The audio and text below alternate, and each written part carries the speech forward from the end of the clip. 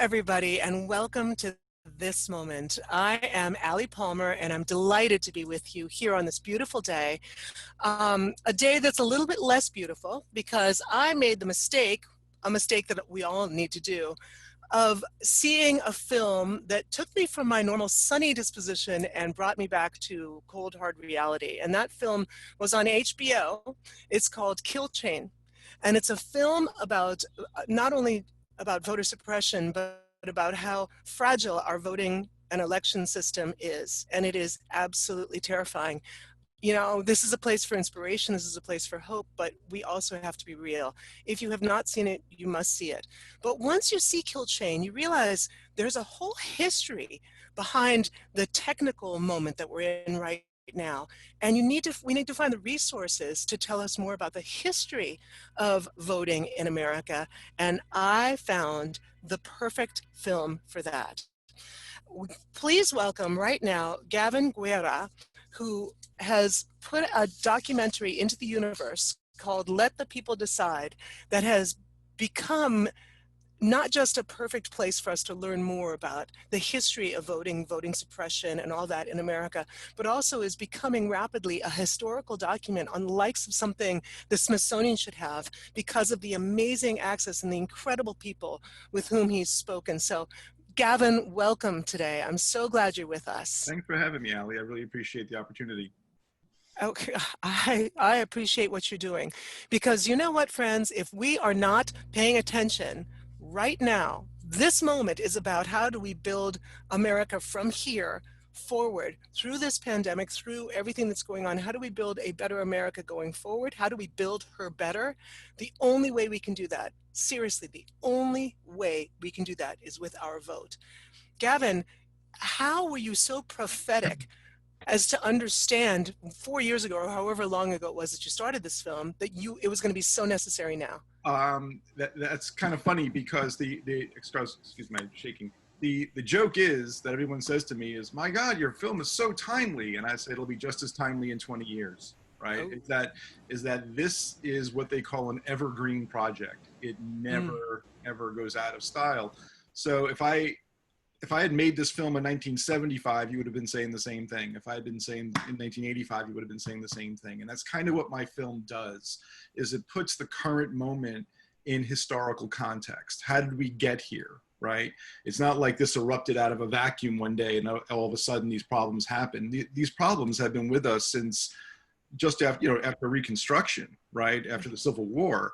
And my film only goes back to the early 1960s, but I try to draw a line that connects the dots between then and now and shows how the dialogue might have shifted, but the problems are very, very similar. And it's really about controlling who has access to the ballot box and manipulating the game pieces in such a way as to give yourself the advantage when you are running for office. And Yes. you know, Let's talk about that because you started your film basically 1960, let's say. It's from 1960 until now. And it is pretty much primarily about the Voting Right Act.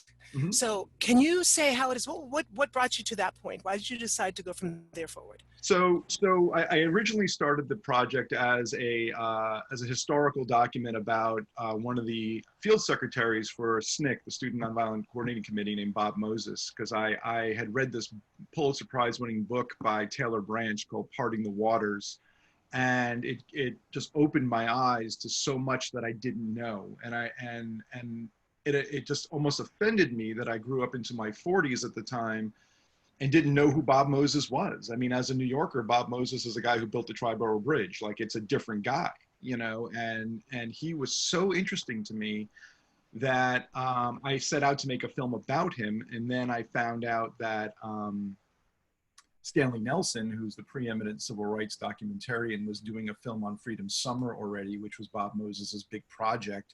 So I felt like I needed to sort of rework my thesis a bit, and then the Supreme Court gutted the Voting Rights Act, right? And in June of 2013, they struck down what is Section 4, which in effect takes down Section 5, which is the pre-clearance section, that basically said that states and counties that had a really egregious past of voter suppression, that had a history of suppressing voters, especially based on race, they would have to run all new voting laws. Any changes to their voting laws had to go through either a 3-judge federal court panel or the Department of Justice, and they would have to green light these changes. So these guys were like in the penalty box. They basically had shown that they were not trustworthy enough to handle voting laws without oversight. So this had stood, Congress had renewed this every several years for 40 some odd years. And a county in Alabama, Shelby County, Alabama, sued.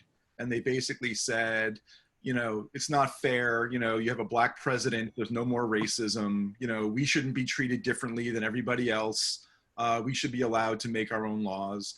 And the Roberts Court agreed, basically. And John Roberts had a history of antipathy towards the Voting Rights Act. As a Department of Justice lawyer in the Reagan administration, it was his personal project to undermine the Voting Rights Act as a young lawyer. So this was like Christmas come early for him, was to get this case before him. And so literally within hours after that decision came down, several states started implementing voter restriction laws. I mean, it didn't take but that fast, right? And they weren't shy about it, right? I mean, one state legislature in North Carolina said, boy, now that that headache is gone, we can go about passing these laws, right? That is one of the things that I find so fascinating about your film, is that people are so egregious about it and so upfront that Reverend Barber, who has been on this program before, is just laughing. He just laughs at what this man is saying, because it is unconscionable to so many of us that the conservative side believes that there's no voter suppression. That has never happened. It's not. No, they believe it. They know it. Their playbook is that, right? And in fact, more and more they're saying out loud, what they never said out loud before, right? So the president recently just said that we can't have mail-in voting or the Republicans would never win another election, right? He literally said that. One of his advisors said that Wisconsin has a strong history of voter suppression, so we need to up that game if we're going to take Wisconsin, in this election, right? So voter suppression is the playbook, right? Now, it's kind of been a wink and a nod for decades, but now it's just like the dog whistling has become a bullhorn, right? They're not playing around anymore. And really, the president, has made this okay, right? I mean, it's basically become whatever we can get away with. And as long as there are no repercussions, as there's no oversight, if there's no legal ramification. So Dale Ho, who is the head of the ACLU's Voting Rights Division, is in my film. And he is so busy. He is all over the place, filing injunctions, trying to get, these laws quashed. And every day, if you follow him on Facebook, he's got another, we won one in Tennessee. Oh, we lost one in Texas. Like, he's the busiest guy I know, but he's out there on the front lines trying to make sure that there are some ramifications to this brazen attack on voting rights. Because as I said to you before we came on, the old joke is that if it wasn't important, they wouldn't work so hard at keeping you from doing it, right? So, we need to do that. Right. We need to vote. We need to get out there because, I mean, their goal is to have you not do it. Right. And so we have an antipathy in this country towards voting. Our voter turnout is embarrassing for the most part.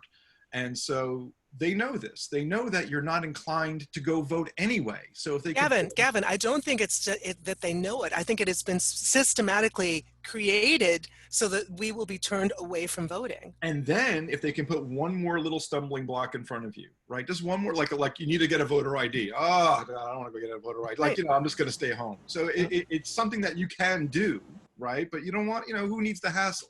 So people who aren't inclined to get out and march and protest and organize, those people are going to vote. It's the people who are staying home, watching TV and drinking beer, who maybe, that 1 or 2% can swing an election. You know, they're just That 1 or 2% can absolutely swing an election. It's one of the reasons why we have this program here, right. because we know that there's so many people who have said, this is the moment to do something, but I'm just not ready. Yeah. We know this is the moment, but we're not ready. You got to get ready, my friends. Now is the time. Yeah. And it doesn't matter who it is that you're talking about voting. It's the actual act, the energy of it that vitalizes a democracy. Yeah. Each one of us literally have got to be part of a democracy, don't you think, Gavin? I do, and I don't. I mean, listen, I have my political views and my political slant, and you know, I believe what I believe, but I also believe that if you disagree with me, you should have a right to vote too, right? I mean, I'm not out to keep you from voting. I think that the right to vote is fundamental to a democracy, and that, you know, we need to sort of get everybody engaged, and then, you know, then we'll have true representative democracy if people actually vote. Absolutely. One person, one vote, the way it was supposed to be in the very first place. Absolutely. Even before we even start talking about the Electoral College. But Right. one of the things that I found most shocking in America was the Georgia fight. When Stacey Abrams went up against Brian Kemp for the governorship of Georgia, and I said to my husband, wait a second, if he's the Secretary of State, isn't he the one that's sort of overseeing the whole election? And everybody I asked just shrugged.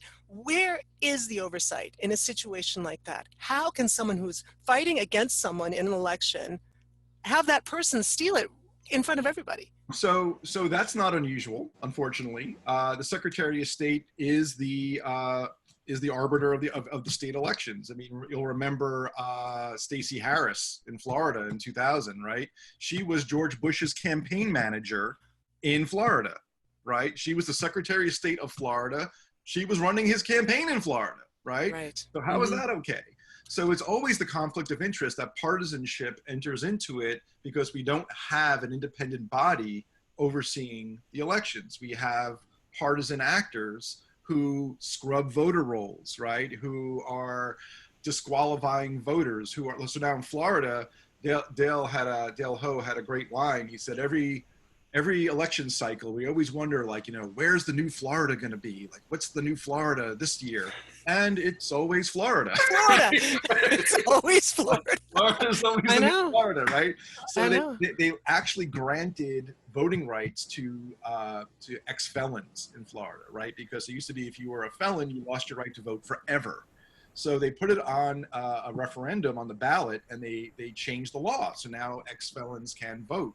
And of course, Republicans think that all criminals are Democrats. So we have to prevent them from voting.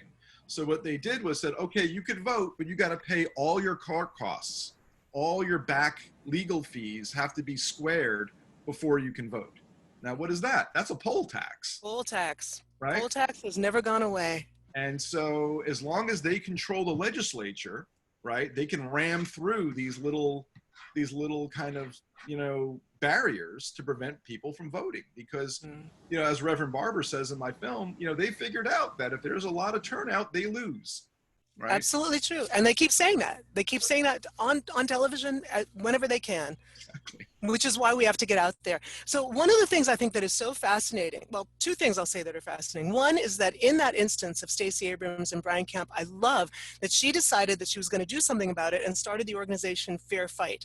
So just in case you're losing heart, just know that there are all kinds of organizations out there that are working very, very hard to make sure that we can finally, maybe for the first time, correct me if I'm wrong, Gavin, really and truly have open and honest and fair elections in this nation. But one of the other things I think is so fascinating is Gavin comes out with this incredible film that is a historical document with people in it who, like John Lewis and Julian Bond, Dick Gregory, Ivanhoe, people who are no longer on this planet are. This is a beautiful testimonial to them and their lives' works there in his film. But you have this brand new film, and all the ways that people would promote a film now are completely different. I understand you're doing something that could turn the entire industry on its head. Please tell everybody about that. I don't know about that, but I hope so. So my avenue of distribution through film festivals has largely been curtailed due to the pandemic. I mean, no one's going to movie theaters. No one's going to pay money to sit in a crowded movie theater, and rightfully so, right? So how do I get this film out, because I really feel like in this election cycle, that's my goal, is to get as many eyes on the film as possible. So I've been working with community groups like the NAACP, the Anti-Defamation League, the League of Women Voters, anybody who asks me, quite frankly. This is not, you don't have to be a national organization. I'm not shy about it. And I've set up this sort of model that's like a book club, right? So people know book clubs, like you all pick a title, you all go and read it for a month, and then you come back and you discuss it, right? So what I'm doing is I'm uploading my film to Vimeo, behind a password, and then your organization comes to me and says, we'd like to see the film. I give you the password for a 10-day window. You get to watch the film, at your leisure for, that period. And then right after that, we schedule a call like this. And then I'll sit on a panel with maybe somebody from the film or some other civil rights leader or voting rights, or even someone from the other side. I don't mind. It's an engaged conversation.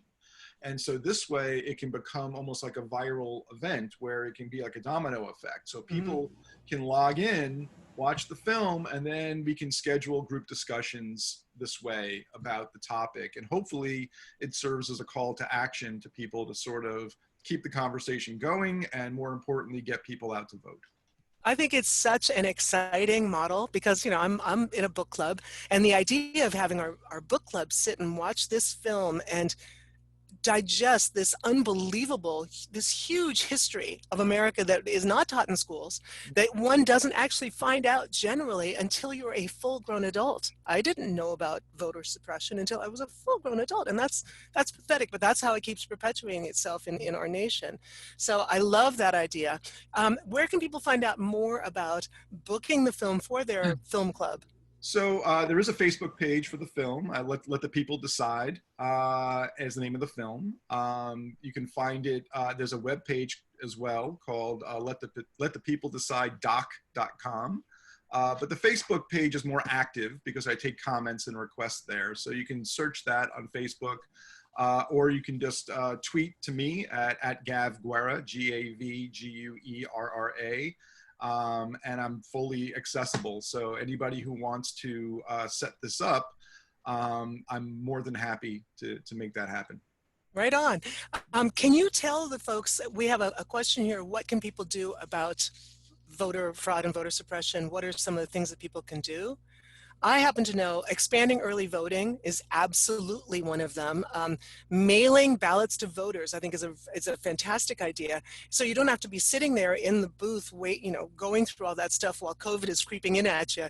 To actually have the ballot at home and bring it in somewhere, I think, is a great idea. Do you have other ideas or So it's interesting because what many people don't know, at least in my experience, is that there is no federal regulation for voting other than what you can't do. You can't discriminate against people based on gender or race, right?